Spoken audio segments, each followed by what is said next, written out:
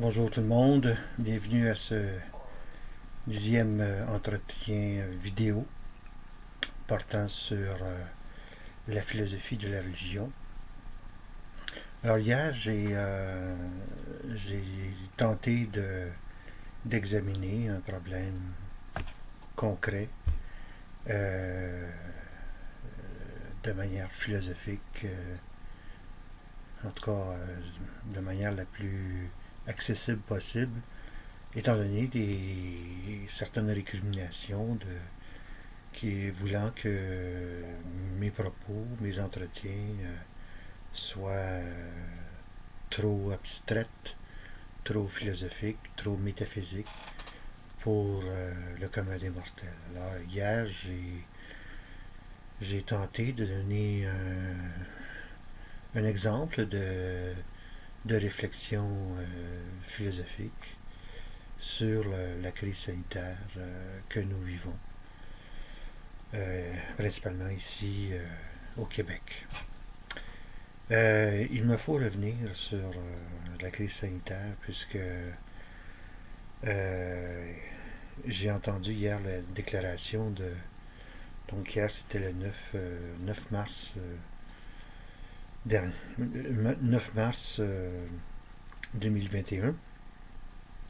Et notre bon premier ministre, François Legault, il est allé d'une déclaration ahurissante, consternante, troublante, à propos de la manifestation qui a eu lieu quelques jours déjà, où des responsables du sport euh, donc se réunissaient pour demander, contester la décision du gouvernement de ne pas permettre l'exercice sportif en équipe, également dans les gymnases, dans les lieux fermés. Des personnalités sportives importantes ont pris part ont organisé en fait cette manifestation, cette contestation de la décision gouvernementale. Et s'est joint aux manifestants des représentants de l'opposition officielle à l'Assemblée nationale, ce qui a fait bondir littéralement François Legault. Je tiens à dire, et il a dit donc qu'il condamnait l'opposition, les membres de l'opposition qui ont participé à cette manifestation. Je ne saurais vous dire toute la colère que j'ai en moi. Je vais essayer de la tenir à l'écart ou en bride. Mais cette déclaration-là, elle est inacceptable, intolérable, innommable. Monsieur François Legault, vous venez de creuser votre tombe au plan politique. Vous venez de porter atteinte à la démocratie au Québec. Lorsqu'on n'a plus le droit, lorsqu'on nous brime la liberté d'expression, on fait un tort considérable. Et en plus, Monsieur Legault, vous avez dit que vous condamniez les manifestants, particulièrement les membres de l'opposition nationale, à l'Assemblée nationale du Québec. Vous l'avez fait au nom de la science. Hein? C'est-à-dire la santé publique. Hein? Mais vous avez invoqué, hein? Vous avez dit, au nom de la science, je condamne toute opposition à mes directives. Cela est intolérable et condamnable. Vous devriez démissionner. Vous êtes indigne du poste que vous occupez. Bon, je me calme et j'essaie de comprendre cet événement politique. Et je reviens systématiquement, toujours, à Machiavel et à la phrase que j'ai citée hier du prince de Machiavel, Nicolas Machiavel, où il écrit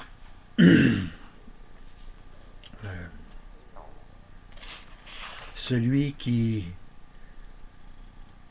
contrôle la peur des hommes devient le maître de leur âme. Dans cette petite phrase se dissout toute l'essence de la politique, de l'exercice du pouvoir. Alors, M. Legault, le Premier ministre du Québec, jusqu'à maintenant, a contrôlé la peur. Et il est par conséquent devenu maître de nos âmes.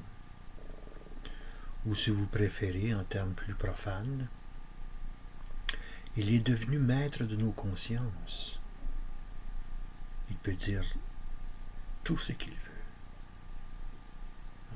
dont ce qu'il a dit hier dans sa conférence de presse, en condamnant ses opposants. Évidemment, l'art de gouverner pour Machiavel, c'est de maîtriser la peur, de la contrôler, hein, et de montrer à ses sujets, à ses citoyens, que lui est en mesure de résoudre, de faire disparaître cette peur-là. Et bien entendu, l'art du prince, ou du premier ministre ici, en l'occurrence, hein, c'est cet art de répandre d'abord la peur, de nous faire peur, hein, et de proposer, hein, la solution miracle pour résoudre, pour éliminer cette peur.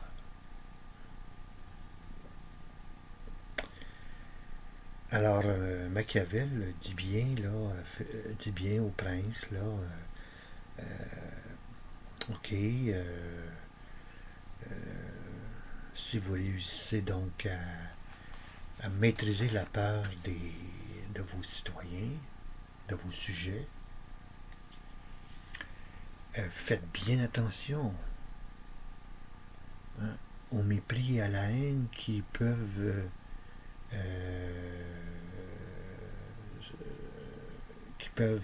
monter, hein, Alors, il faut tout un art pour équilibrer, apaiser ces montées de peur qui, qui peuvent se diriger dangereusement sur le dirigeant. Alors, il y a toutes sortes de conseils Machiavel donne aux princes.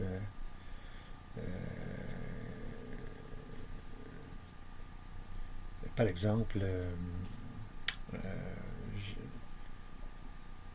chapitre 19,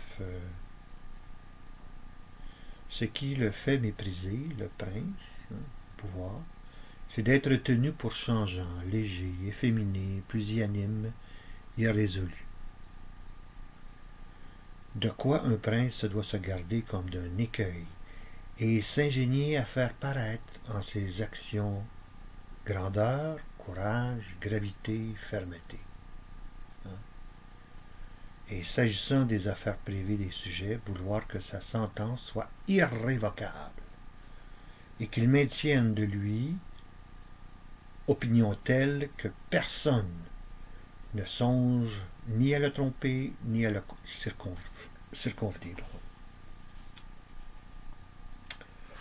Alors c'est tout un art qui est celui du dirigeant politique. Et on peut dire que jusqu'à maintenant, François Legault a fort bien réussi, sauf sa déclaration d'hier que là, je pense qu'il a mis le feu aux poudres. Et qu'il doit absolument réparer cette déclaration-là, doit s'excuser. Et à ce moment-là, les gens vont je crois, ils vont l'accepter, ils vont passer l'éponge. Mais s'il le reproduit encore, s'il en remet de l'huile sur le feu, son règne est éphémère, très éphémère. Bon, voilà. Maintenant, qu'est-ce qu'on peut tirer de philosophique dans tout cela et qui rejoint notre sujet, la philosophie de la religion, et qu'on a vu en fait que, comme le dit Feser, il s'agit d'une rivalité. La philosophie de la religion, en tout cas du moins aujourd'hui, actuellement, c'est l'opposition entre deux visions du monde, deux visions métaphysiques, plus précisément, entre une vision matérialiste, d'une part, représentée par les partisans de la science, et la métaphysique finaliste, qui est celle qu'adoptent implicitement donc ceux qu'on appelle les croyants.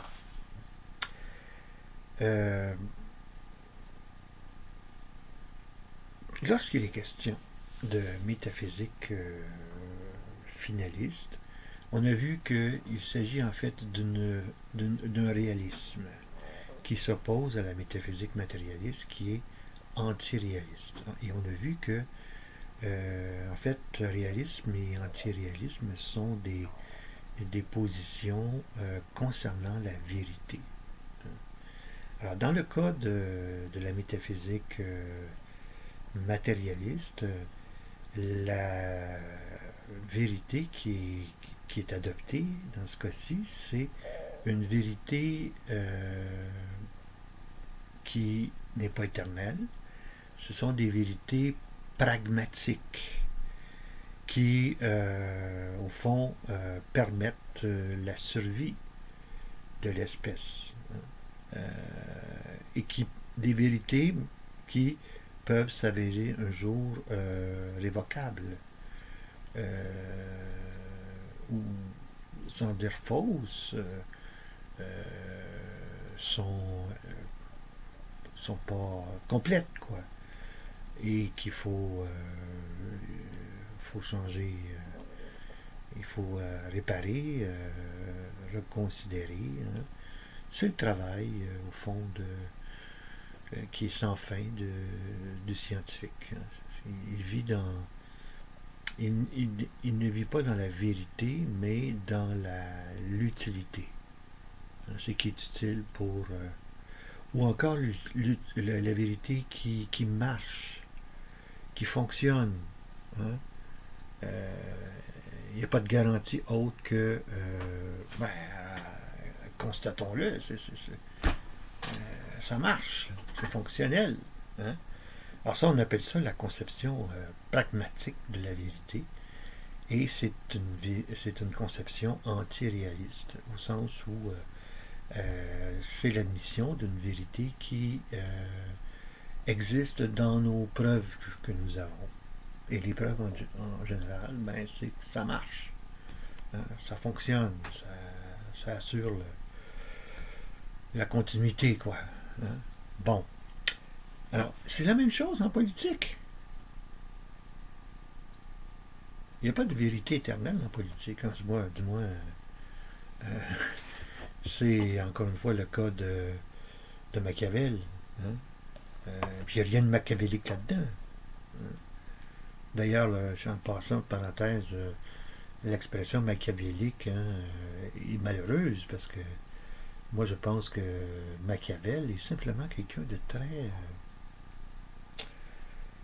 très branché sur le réel, la vie réelle de la politique, hein. C'est un observateur, hein. Il observe les jeux de pouvoir.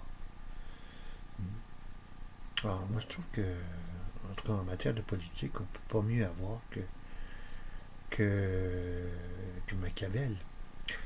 Sauf que la conception de la politique, selon Machiavel, c'est une conception antiréaliste. La vérité, hein, c'est celle qui fonctionne, hein. Et il se pourrait que plus tard, les événements lui donnent tort. Donnent tort au prince, au gouvernement, à François Legault. Alors,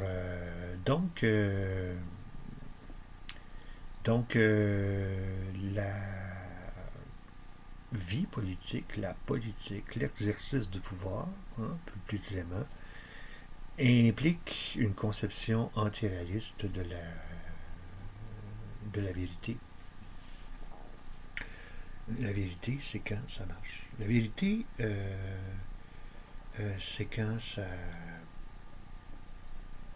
semble donner des bons résultats. Le masque, ben, c'est bon le masque, hein? Il nous protège, hein? C'est pour ce qu'on disait au départ. On n'était pas certain que ce soit approprié, que ce soit véritablement une mesure de sécurité, hein. Puis, sauf qu'à un moment donné, l'urgence était telle, soi-disant, qu'on s'est mis à porter le masque, hein. Le confinement,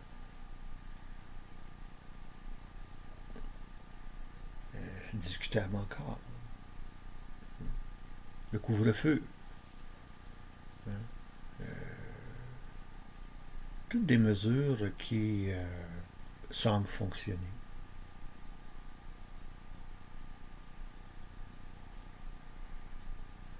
Mais un jour, on va revenir là-dessus.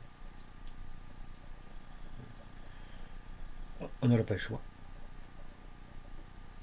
Parce qu'en ce moment, il y a des conséquences sérieuses, pour ne pas dire catastrophiques, qui sont engendrées par ces mesures. l'isolement des personnes. Il a été question encore aux nouvelles hier des jeunes atteints de maladies mentales ou de handicapés qui vivent depuis un an un isolement radical et qui carrément là, pètent les plombs, qui sont complètement perturbés par ces règles insensées de vie.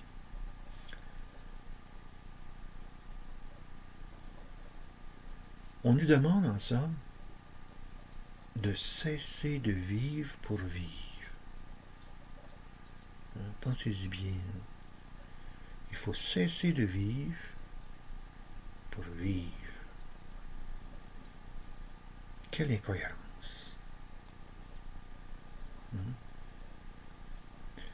Enfin, bref, je reviens sur la vérité. Donc, il y a en politique, et c'est quand on brandit le drapeau de la science, comme l'a fait hier François Legault, c'est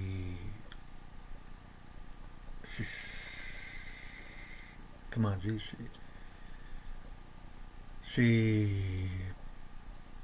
consternant et troublant à la fois. Parce que c'est pas la science. Là. Pas la science là, qui est en jeu. Ce qui est en jeu, c'est la peur. Au nom de la peur, il faut vivre, il faut cesser de vivre pour vivre. Voilà ce que nous dit François Legault. L'avenir saura le juger. À la prochaine.